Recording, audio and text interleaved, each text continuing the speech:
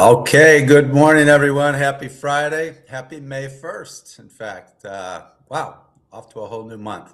And welcome to Fearless. Fearless is a production of Fuel. If you're not familiar with Fuel, I encourage you to check it out, myfuel.io.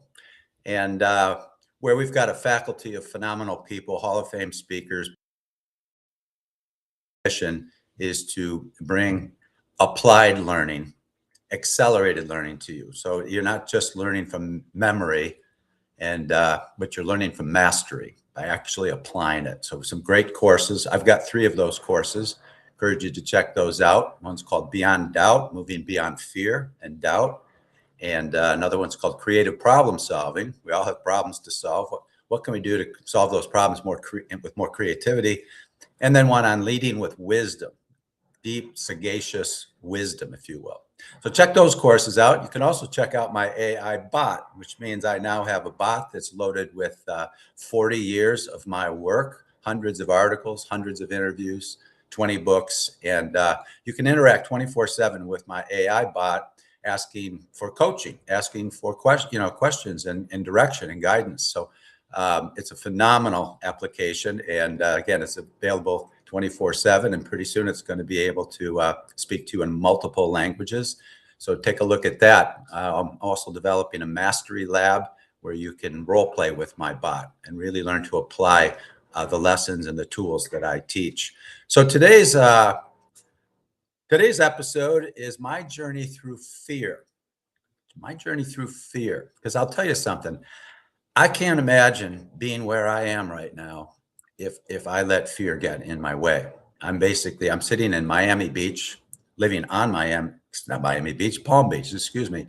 I'm on Palm Beach, living just a phenomenal life, physically, mentally, emotionally, spiritually, financially, professionally, and socially, surrounded by just some great people. So I'm going to talk about those 7 factors in just a little bit. But how did I get here? What was my journey like? I heard John Maxwell speak recently, and John said that a young man came up to him at one of his talks, and he said, "I want to do what you do." And John's answer was, "Well, if you want to do what I do, you got to be willing to do what I did. You got to do the did to do the do, so to speak." And that really resonated with me because I remember sitting in an audience almost 40 years ago, listening to a guy named Tom Peters speak, a best-selling author, an international figure. And I remember sitting there saying to myself, I want to do that. So I had a vision of what I wanted to do. I wanted to be an international speaker. I wanted to be a best-selling author. I wanted to help people all over the world improve their lives, improve themselves. And I wanted to teach, but I didn't want to teach through a university or a school. I wanted my own journey. So I'm going to take you back. Actually, I'm going to take you back almost 66 years ago. My birthday's later this month, and I'll be 66. And right from there, chapter 1. I'm born on Friday the 13th. My last name is Murphy, as in Murphy's Law. Anything can go wrong, it will, at the worst possible moment. And I went through an early upbringing, learning in church every week that I'm not worthy. It's a mantra, if you will, in the Catholic Church. I'm not worthy. And I was trained to fear God. I was trained to think that I was a sinner, that there was something wrong with me. I was trained to feel guilty, and I was trained to suffer. If you really want to make it to heaven, you have to be willing to suffer. And that was my programming right from the start. That essentially, wow, I don't know what to do with all that. And this is an important statistic, something to know, and that is that most of our subconscious programming, this is the work of Dr. Bruce Lipton and other scientists, most of our subconscious programming, our habitual thinking, our autopilot, is downloaded into us by the age of 6. So we're carrying around these programs throughout our entire lives until we identify what's going on in that subconscious mind, and we can find the delete button and delete those viruses, if you will, of the mind. So now, age 2, what's going on at age 2? I almost died twice. Once I was playing with my older sister, my older brother, on a second floor, a bedroom of the house, and I went right out the window, right through the screen, and landed in the front yard. My father had to run out there in his whitey tighties, shaving cream all over his face, pull me out of the bushes. Meanwhile, my mother's coming home from church, and she sees this going on. It's just like, that's John. That's John. The second time was I decided I wasn't feeling well. Climbed out of my crib, climbed up onto the bathroom sink, got a bottle of aspirin, and ate it. And fortunately, I didn't go back to sleep. Um, I didn't feel well. My mother found this white powder all over my face. Figured out that it was aspirin, and it rushed me to the emergency room and had pumped my stomach. So now here I am, a kid with these programs being developed, very accident prone. I've had hundreds of stitches and multiple broken bones, and surgeries, things like that. And this started to really carry me through life to the point where I was very doubtful. I was doubtful, but I'd dust myself off and get back on the horse, so to speak, and continue going. So I make it into high school. Here's another chapter. And in high school, I loved sports. I was a junior Olympic swimmer. I was a pretty gifted athlete. And my two favorite sports besides swimming were basketball and football, particularly football. So here I am. I'm going out for the football team. As a freshman, I'm playing on the football team. And before my sophomore year, and I was the starting quarterback, I'm diagnosed with a hernia. Now, back then, over 40 years ago, it's not a quick, outpatient surgery. It is. I was in the hospital for 6 days, and a huge scar, and the doctor said you can't play football this year. You'd be putting yourself at serious risk. So here you go. I'm benched for the whole year, a pivotal developmental year. But I bounced back, and my junior year, we actually win the state championship in Michigan in what used to be the Pontiac Silverdome, which is where the Detroit Lions were playing at that time.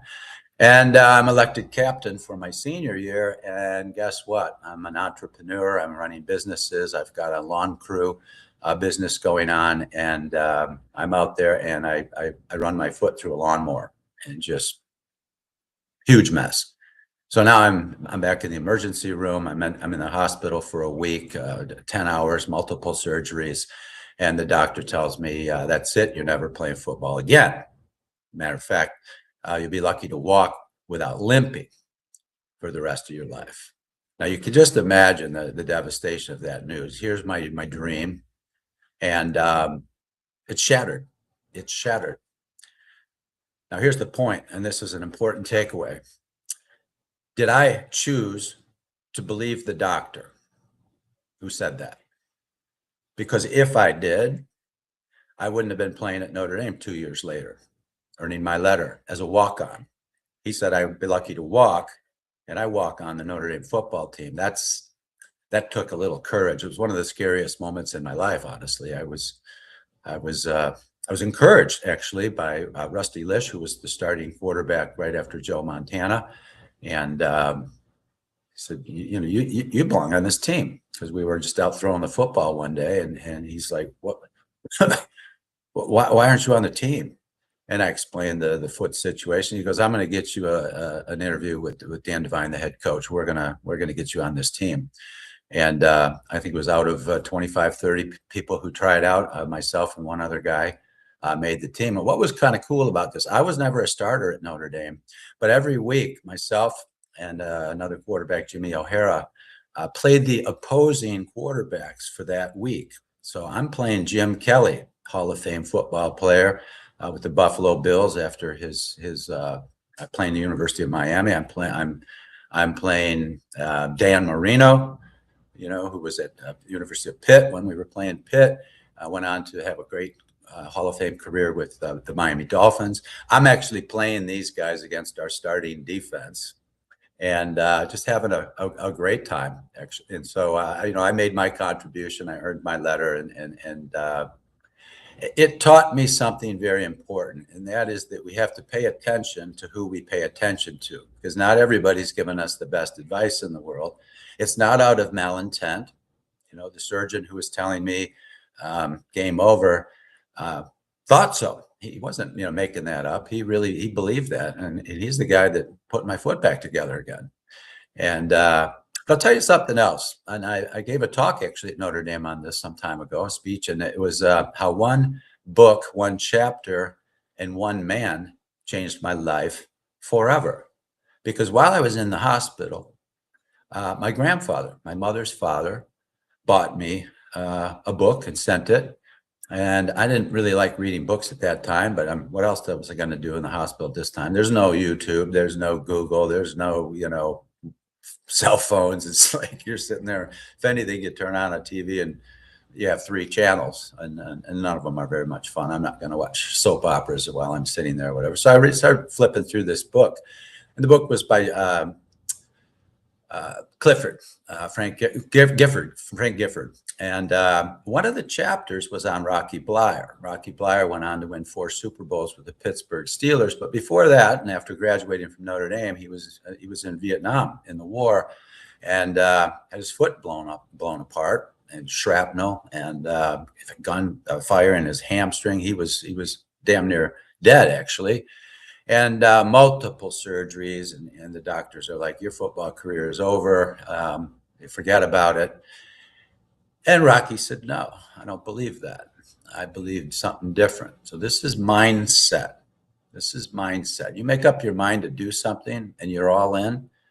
Let me tell you something. You can do amazing things when you get past fear, because fear is just going to hold you up, and that doubt is going to work against you.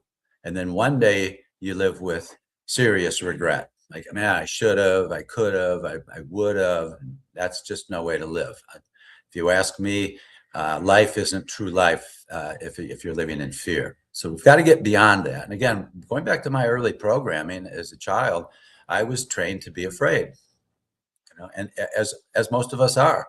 So I had to figure out, well, how do I get through that? How do I get through the fear? So by walking onto the Notre Dame football team, one of the scariest moments in my life,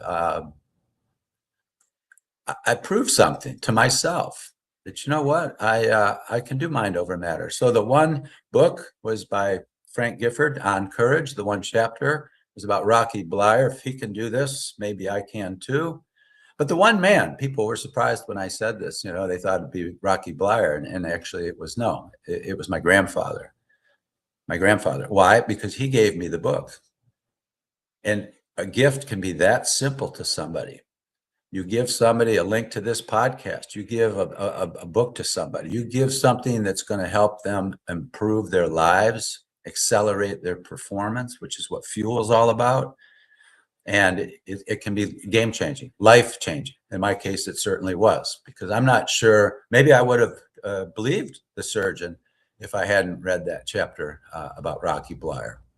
Funny story is, later on, as I'm progressing through my career, I'm writing books and things like that. I wrote a book called Reinvent Yourself, and a lesson in personal leadership. And I was touring and speaking, and I ended up on stage with Rocky Bleier, and Zig Ziglar was on the same stage. It was a big event, a couple thousand people, and I'd never met Rocky before. But I told him that story and how he inspired me. And he said, you got to do the introduction for me. If you would, I'd be honored if you just tell that little story. Because in our line of work, we might be inspiring thousands, maybe millions of people and never know it. Specific examples like that. So for Rocky to hear that was quite impressive. So now I graduate from Notre Dame, and incidentally, I didn't go into Notre Dame on a full ride scholarship. I got some help later on when I was on the team, but it was academic, and that was scary because it's the only college I applied to. My mother was like, "What are you thinking?" I said, no, I'm going to Notre Dame, and there you have it. So I graduate, and now I'm in Chicago, wearing a suit and tie with a finance degree from Notre Dame, and working for the world's largest printing company, and in their corporate finance group. And I have to tell you something, after a year, I was bored.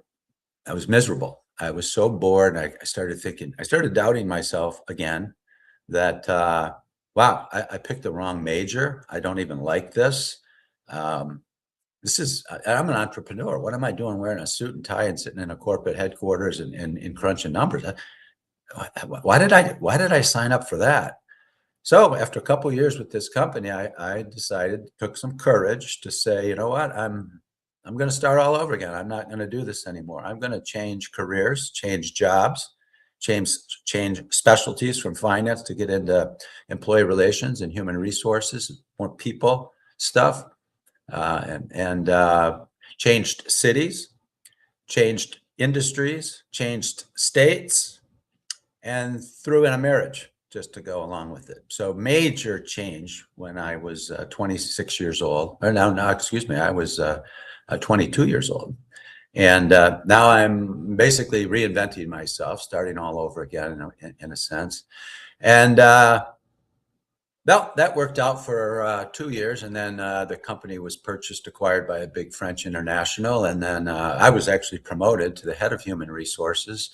But after a couple of years, I decided to leave, and I started my own company. So this is now 38 years ago. I started Venture Management Consultants with an entirely different business model. My vision was not to have a building with my name on it, a bunch of consultants working for me. I wanted the freedom to live my life the way I wanted to. I have 4 beautiful children, 3 grandchildren now. I didn't want to work 40 hours a week, 60 hours a week, 80 hours a week. I wanted my work to be play. I wanted to just have fun. I didn't want to work. I wanted to play and explore and help people around the world. So I basically wrote my own job description. Incidentally, when I started at 28 years old, started this company with 2 other partners and investors. They both left within 6 months, just said, this is never going to work. I rewrote the business plan and pivoted, and I've been pivoting ever since. And built the company to what it is today, which is a network of world-class consultants, authors, experts that I pull in on as needed. So essentially, I run a very lean business. I teach lean and Lean Six Sigma, operational excellence, and I walk the talk. I run the business very lean.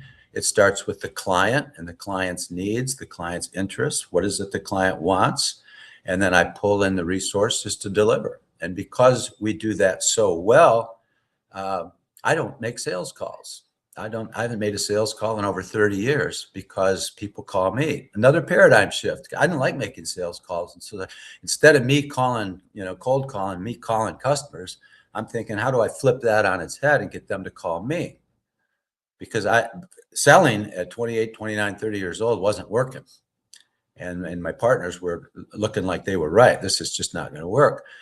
So to be creative a little bit, I said, I've observed that these law firms and insurance companies and realtors and things like that, they hold free seminars and they bring people in and they give them value. They teach them something. They help them with the law. They help them with investments. They help them with different strategies.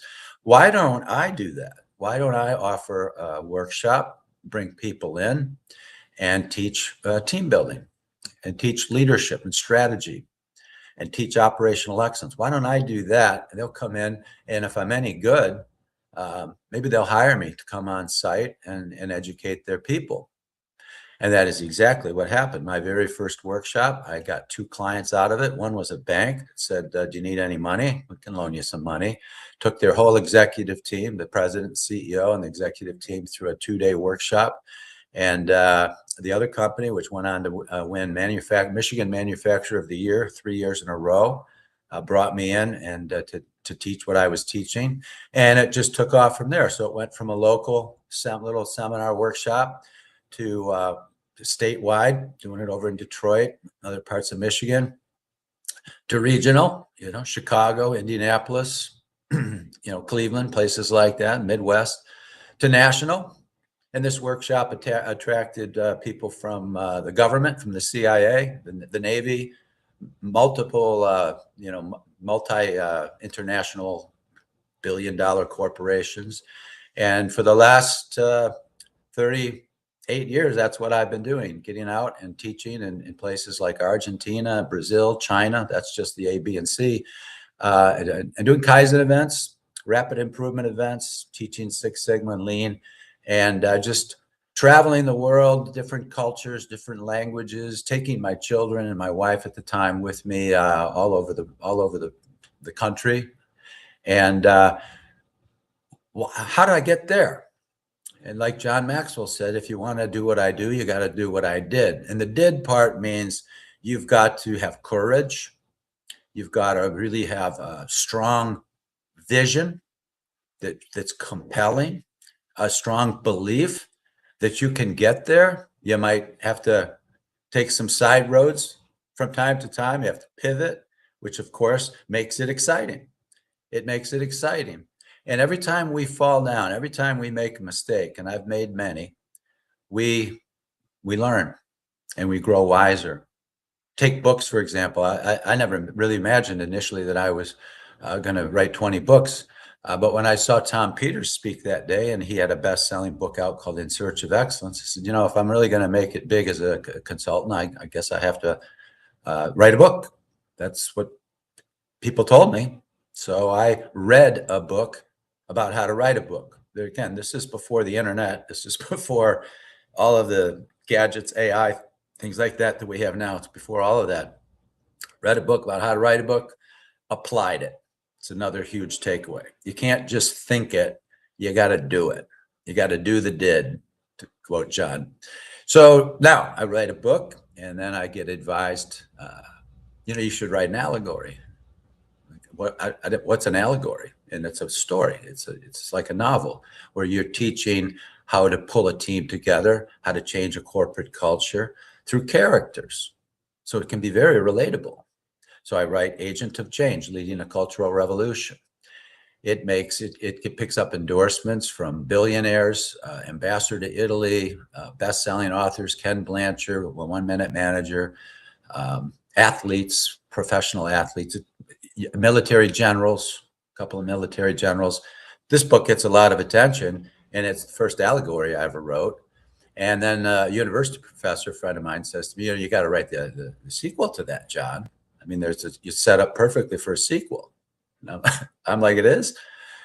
So guess what? I wrote the sequel, which was Reinvent Yourself, a lesson in personal leadership. And that puts me on stage with people like Tony Robbins, General Norman Schwarzkopf, Stormin Norman, Dennis Waitley, The Psychology of Winning, Jim Rohn, who was Tony Robbins' mentor for years, Zig Ziglar, Rocky Bleier. So now all of a sudden, I'm in the mix. And at fast forward, now I'm in the mix with some phenomenal faculty members here with Fuel. And I'm bringing on some pretty awesome guests. Last week was the infamous best-selling author and founder of Yes to Success, Deborah Poneman. And the week before that, I had Gary Garfield, the former CEO and president of Bridgestone Americas, a $10 billion company with 55,000 employees. Mark Tabbitt before that, who lost everything in the Pacific Palisades fire. Renee Godefroy, who grew up in Haiti, no electricity, no plumbing, and now is on a world stage speaking, pursuing his dreams. Many other gifts, Jim Cathcart, Brian Biro. Brian's coming up again in another couple of weeks. So bringing people to you through this platform is just another pivot. I didn't know what a podcast was 20 years ago. I couldn't imagine teaching people around the world without leaving my office. Back in those days, it was get on a plane and you fly to Portugal to do a show, or you to do a Kaizen event, things like that. So my journey through courage, through fear with courage, was to just do exactly that. It starts with a vision, and you can refine that vision as you go. It starts then with a sincere belief you can do it. I'd like to call it all in. An example of all in is when I got started, I had very little money and very little savings. My wife was pregnant with our second child, and I took a home equity loan out on the house, and I bought a duplex. What? I bought a duplex. In case I lose the house, now we have a place to live and we can subsidize it with somebody living on the other half of the house. Meanwhile, I'll fill up both sides of the house, generate some cash flow, and hopefully some appreciation with the duplex, and it'll help me fuel my business. So things like that. And I teach FMEA, failure mode and effect analysis. So being fearless doesn't mean being stupid or careless. FMEA says what could go wrong if you do this? How serious would that be? How likely is that to happen? And what can you do to make sure it doesn't? It's a simple FMEA. It's in one of my courses on fuel. So what could go wrong? I could lose my house. What could I do about that? Have an alternative. Always have an alternative. So that it relieves the fear just a little bit. The other thing is preparation. Whether it's you're getting ready to give a speech, you're ready to host a podcast, you're ready to go into a job interview, you're ready to take an exam, whatever it is you're doing, prepare. Athletes are preparing their entire lives. They never get to that point where they go, I don't need to practice anymore. I don't need a coach. I don't need a trainer. No, you always do. You always do. Why wouldn't you have a trainer and a coach and somebody, a mentor, somebody who can help you along the way? We do nothing alone. If there's anything I've learned over these years is you writing a book, you don't do that alone. You get ideas for people. You have editors, you have people, copywriters, if people help you with it. It's always a team behind any great success story, always. So network with great people. This is exactly what I did to make my way. I want to be as smart as I can be. How do I do that? I read people's books who are smart people's books. I go to conferences. I take notes. I listen. I watch podcasts. Okay. I'm hungry for knowledge so that I can grow and I can help other people grow. I think of myself as like a channel. All right. And the more I can bring in, all right, the more I can deliver, like a giant channel. All right.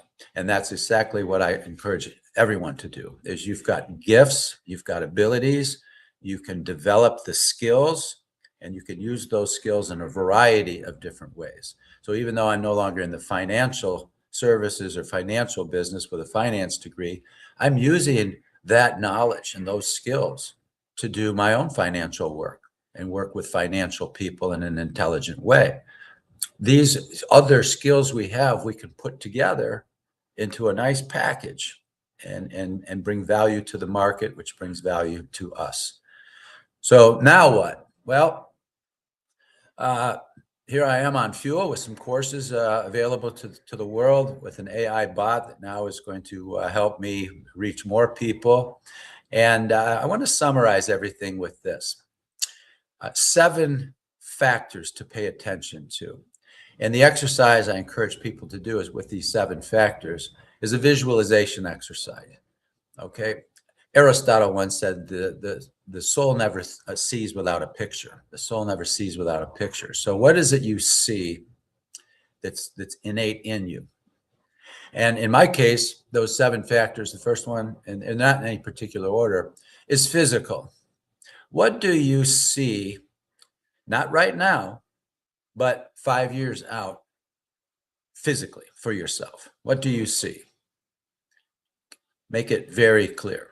Pick a target weight, a target belt size, a target look about you. Visualize that and make it as specific and clear as possible. That's the direction you're going. Doesn't matter what you look like now, where you're starting from.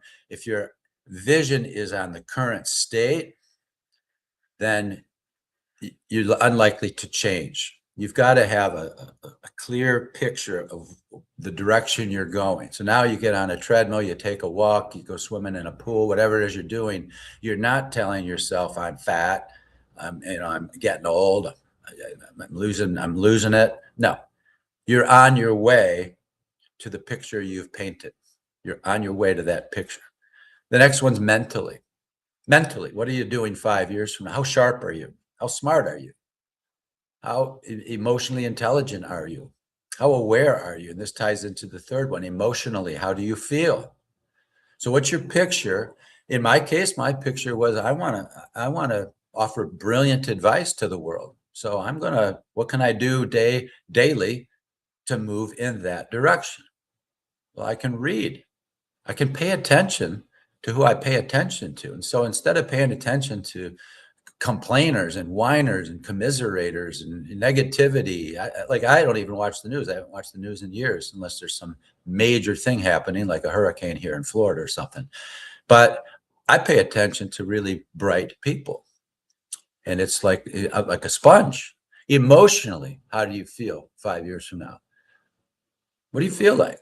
Are you absolutely full of joy? Are you full of inner peace, poise, and confidence? Relaxed? Life is good? Is that how you feel 5 years from now? Or are you still freaking out? Are you still afraid, full of doubt, full of worry, full of stress? Because one of the things I teach, as you know, is that fear is an illusion. It's a projection that something's going to go wrong. Why are you thinking that way? Why are you thinking that way? You watch a scary movie and you get scared because it's an illusion. In real life, we do the same thing. If we're about to get up and give a speech, or we're about to go into a job interview or whatever, and we're projecting something wrong, of course, it's going to trigger fear. It's going to trigger our hormonal system, the cortisol, the stress hormones, the adrenaline. It's going to trigger the amygdala in the brain, and it's going to basically your fight or flight. And you're going to think it's that thing out there that's scary, that thing out there. And Murphy's going to say, no, it's not. It's what's in your mind that's scaring you. Change your mind and everything else changes with it. So those factors, physically, mentally, emotionally. The next one is professionally. What are you doing 5 years from now? Describe your work. Are you still in the same job? Are you loving it? Now these interact, of course. If you're in the same job and you've grown and you've moved up, so to speak, and you absolutely love it emotionally, and you're thriving on it mentally, and it's good for your body physically, you're in the sweet spot. So what are you doing professionally? And then what are you doing financially? What's that look like? What's that look like 5 years from now? Be specific. How much money do you have in the bank? Do you have any debt? You paying off all your debt? You pay off your mortgage? You just don't worry about money. You're financially independent. What's that look like? How about socially? Okay, the next one, socially. What are your relationships like? Are you in a dead-end relationship that you might be in today? Are you not in a relationship? Are you lonely? You're afraid. You're never going to find the right mate. Okay, or the mate you're with is nagging on you all the time. Is that your vision? Change your vision, change your beliefs, change your mind, you change everything. And the last one, spiritually. How connected are you to a higher power? How open are you to the great power and wisdom all around us? How connected are you to spirit, to your soul, and to the souls of the people you interact with? How connected are you? And are you the light of the world? Are you talk about enlightenment or awakening, salvation? You can call it what you want, but are you bringing light into the world? Do you just light up the room 5 years from now? People look at you and they just go, wow, there's something about you that I feel good when I'm around you. If I'm in a leadership role and I know my employees' visions, I love what Todd Duncan says about this, co-founder of Fuel. If I know what my employees' visions are, and I am truly, genuinely helping them get there, even if it means moving on to another job or company, if that's what they want, and I'm helping them, that's huge. That's real leadership. I always think of this like college sports. Great coaches who continue to win year after year after year are continuously developing their people. Why? Because they know they're going to leave. They're going to graduate sooner or later from college, move into the NBA perhaps, move into the NFL, whatever sport. And so they've got to continue to develop their people, develop their bench, recruit. And in business, that's no different. You need to develop your people, build your team, cultivate teamwork, and move forward in a very positive, enlightened way. My book, Sage Leadership, pulls out a number of these characteristics and highlights them with stories: leading with integrity, leading with vision, leading with power, leading with grace, leading with generosity, leading with intention, leading with attention, leading with love, leading with patience, leading with spirit. It's a deep book. By the way, that book's coming out on audio in just a few weeks, and so follow me on social media and you'll see that. With that, if there's any chat, if anyone's got some chat, I'll take a look at that. And I don't see anything right now, but I will ask you this. If you got value out of this, and you can really think about that exercise with the 7 factors, you can think about what is fear holding me back? Because courage is available to you. It's all in your mind, and it's in your heart. Move through the fear, do the did to get to the do, so to speak, and have that ideal life that you want in a holistic way. If you find value in this, I ask you to like it and share it on YouTube. It'll be restreamed. There'll be short clips coming from it as well. You can share those. And on Monday, I'm leading Mindset Matters. So tune into Mindset Matters. It's another fuel production. And I'll be talking about your EGS, your emotional guidance system, and how your emotions help you understand how aligned you are with a higher power, how aligned you are. Because if you're not feeling joy, you're not aligned. If you're not feeling peace, you're not aligned. You are meant to grow, to be happy, to be peaceful. And if you're not, your emotional guidance system is telling you that, and that's where you need to pivot in your own personal life. So Mindset Matters. Next week on Fuel, I've got a great guest, one of the top speakers, Ross Bernstein. You're just going to love this guy. He's just fantastic. Over 2,000 speeches on all 7 continents. He's got a very personal story where he's had to deal with some serious adversity. I'll let him tell that story next week, so tune into that. So with that, I'm John Murphy. Follow me on social media. I hang out on LinkedIn quite a bit. I've got my own YouTube channel. Check that out with a couple hundred, over 300 actually, clips on self-help type things that you can apply. So with that, thank you very much. Appreciate your attendance and your liking and sharing this. And I'll see you, if not on Monday with Mindset Matters, I will see you next Friday on Fearless with Ross Bernstein.